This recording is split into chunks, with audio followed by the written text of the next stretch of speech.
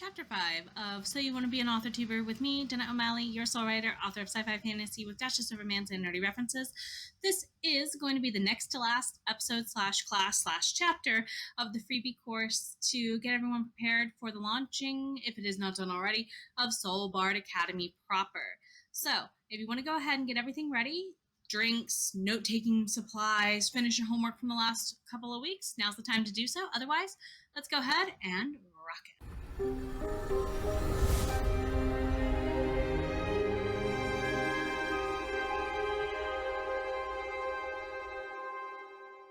Welcome back, everybody, and this is indeed the next to last episode / class / chapter 5, Painting the Peacock, because you are indeed worth it.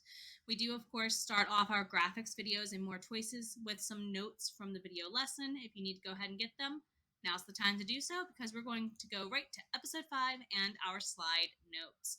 So, we've already kind of talked a little bit about the physical space versus the virtual space and other options out there besides Canva. Do they exist? Yes. I don't know as nearly much about them because, well, I'm a Canva fiend. We'll say it that way. Hashtag Canva fiend, ? Anyway, Adobe products like Photoshop and more, if you have those skills, I do not blame you for using them. Other people like to use PicMonkey, and those are the three I kind of hear people using the most. I have used PicMonkey on occasion, but do not know it like Adobe nearly as well as Canva. And there are channels out there, kind of like how I showcased in previous episodes, that if you can go into a YouTube search, you could easily find what you need for how to make things in. But I predominantly will be showcasing Canva, StreamYard, and DaVinci Resolve by Blackmagic Design because that's what I use, that's what I know. And we will be doing a supplemental free course on kind of building something in Scratch using all those three together.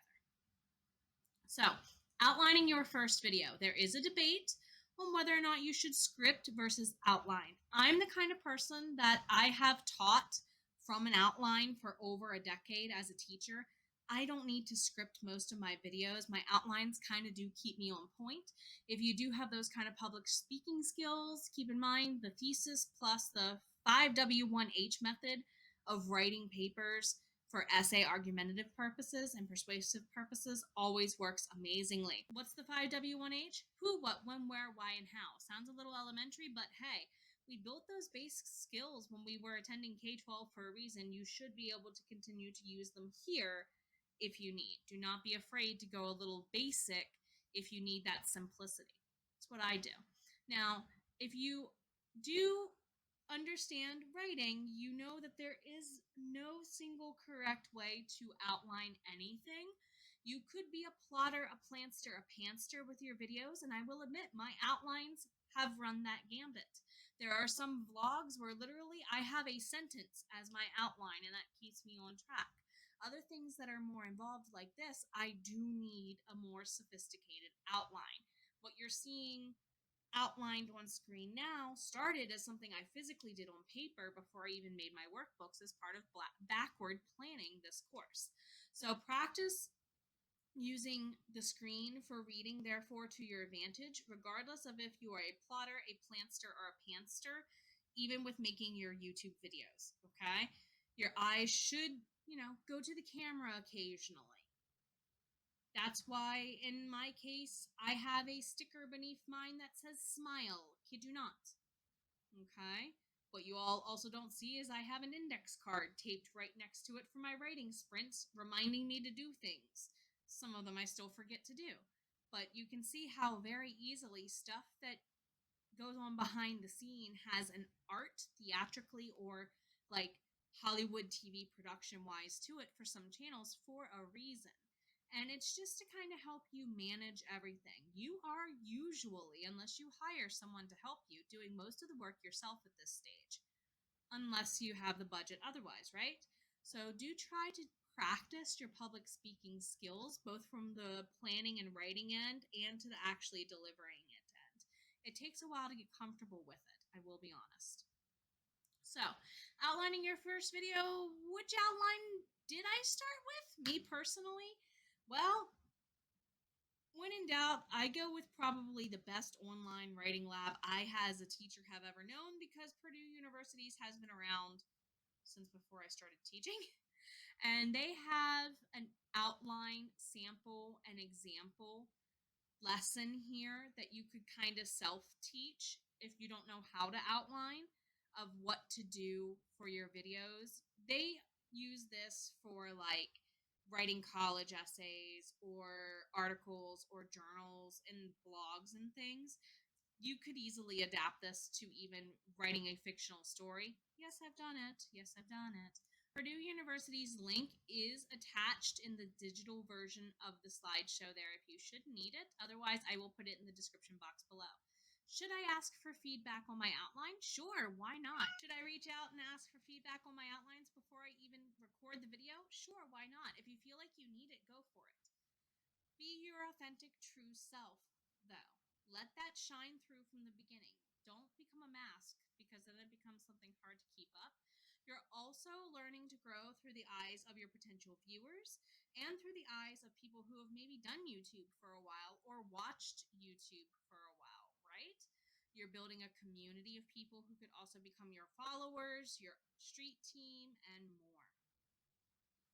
Because trust me, when people start hearing the epic things you're doing, you won't have to ask much nor hard for them to hype up what you're doing, okay? I have some really awesome people around here who, as soon as they heard me putting this course together, and nay, while I'm recording it today, a week or two before it goes live, they're all, oh my God, I can't wait, I can't wait. You could easily build that following just by getting people to give you feedback on your outlines. That's kind of how you spread the word, how you find out who's your street team. Who are the people out there talking good about you before you have even entered a room, and sometimes in spaces and places that you may not ever actually enter? When you do find out that that's what's going on behind your back, it feels good, but most of the time you have no clue, and that's kind of what you want to start cultivating now. It does require that you also do the same for others in exchange. In my opinion, YouTube works best when that collaborative mindset is there. It does feel a little bit of the old adage, you get more flies with honey than with vinegar. True, right? So you're looking at, how can I be a good energy in this community? You are not a cog in a wheel. YouTube may be an algorithm driven machine, but you are human. You are not. So you're not a cog. You're good energy in a community you're looking to build because of your mission and vision statements. If you are starting to feel lost, go back to square one and remind yourself why you're doing this in the first place. Your street team will follow. A few weeks before, or even months before, if I've seen people do your first video launch, your first short, your first live, whatever, on YouTube and other social media, or maybe even just YouTube only, start advertising and finding other people in your niche. Within AuthorTube, we have horror writers, we have fantasy writers, we have sci-fi, we have paranormal, we have mystery, we have bakery shop lovers series, we have nonfiction authors, we have people who are neurodivergent and neurotypical.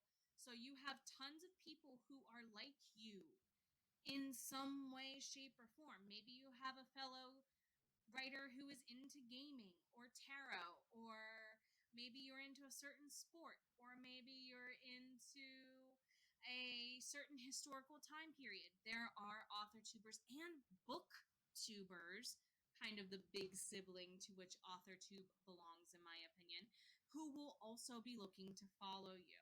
You will be surprised the very you persona things that could go into your channel and get you followers.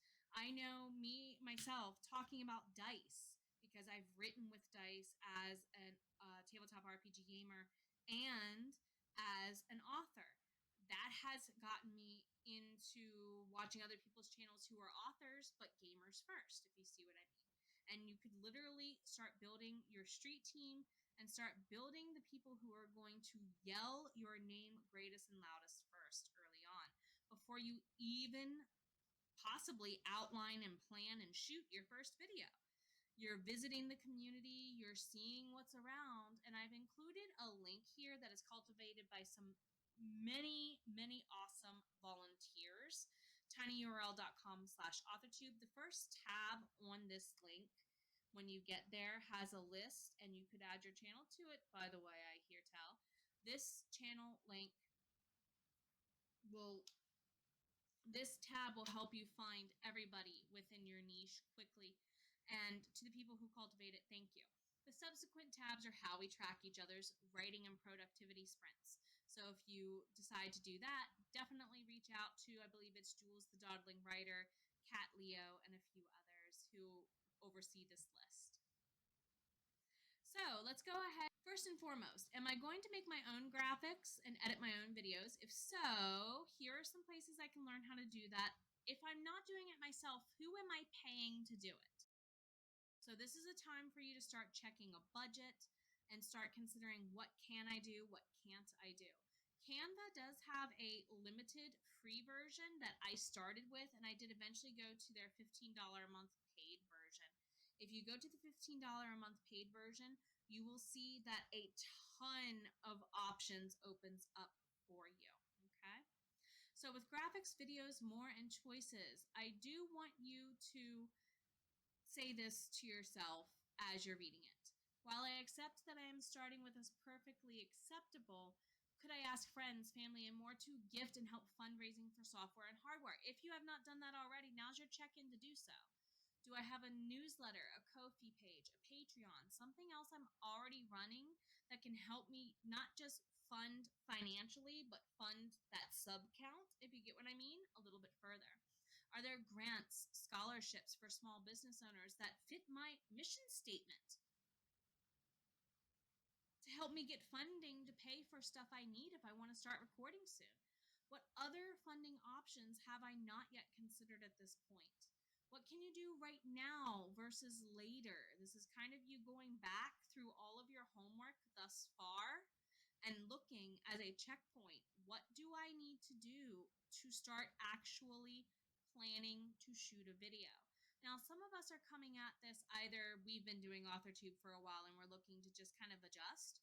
So you might have a completely different list than someone who wants to start their channel, say, in 2023, 2024. What is your first video even about? So this is going to be where you go off to start getting ideas. You've already looked at tags. You've already brainstormed a ton of topics in relation to your mission and your vision statement.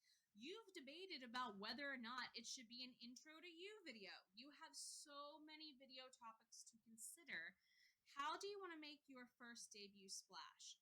Get people's feedback. 1000%. Now's the time for you to go and get people's feedback. Outline it. Pick one of those many final ideas brimming from your cup right now. Script it if you feel you need to do so. If you need to do it on a virtual space and type it, that's fine. If you want to start keeping it in, where is it? If you want to start keeping it in some sort of book, now's a good time to start doing so. I keep a binder for like tracking my actual quarterly planning for my social media. And then I have this book that I keep outlines, ideas, kind of like a scratch book to house everything else with that binder. Whatever is draft or reflective form stays in the journal. If it's permanent, it kind of goes to my binder. And yes, I could do a course on that if you would like, beyond the advanced course or as part of an advanced course. So congratulations. You've hopefully at this point taken the initiative to at least outline, maybe record and edit your own first video using some of the sources I've given you thus far. And you're going to stop and reflect. How did it go? What would you change? Do you think you'd do more videos or jump into planning maybe a live stream? If you did a short, would you do a video? You see what I mean? Change it out to the question to be depending on what you need it to do. And what did you tell about the video? Like, how did people react? Okay. what feedback from them was helpful. And I do have an extra bonus page in here where I am enticing you to try and incorporate planning YouTube videos into your own planning system. I do know that some of us around here take Sarah Cannon's HB90 and publish and thrive methods. So do you want to make it a page in one of those? Do you want to make it something different in Notion? That's all up to you. Again, I do plan on making an advanced course because interest is already high end and I haven't even released this yet on how I build a stream and plan physically on more of a day-to-day basis beyond the reflective part of starting up and rebranding. We do have a lot of extra bonus pages there for you. And guess what? The very last episode is right ahead. So thank you all for being here. Very, very much so. If you want to support this free class, please check the Ko-fi link that is in the description box. A Soulbard Academy paid course beyond this and the advanced course that'll go with it on research techniques and methods for fiction and nonfiction authors is coming very soon. If it's not out already on Teachable, check the description box below. Thank you all for your support, and as always, take care of yourself. I know you're worth it.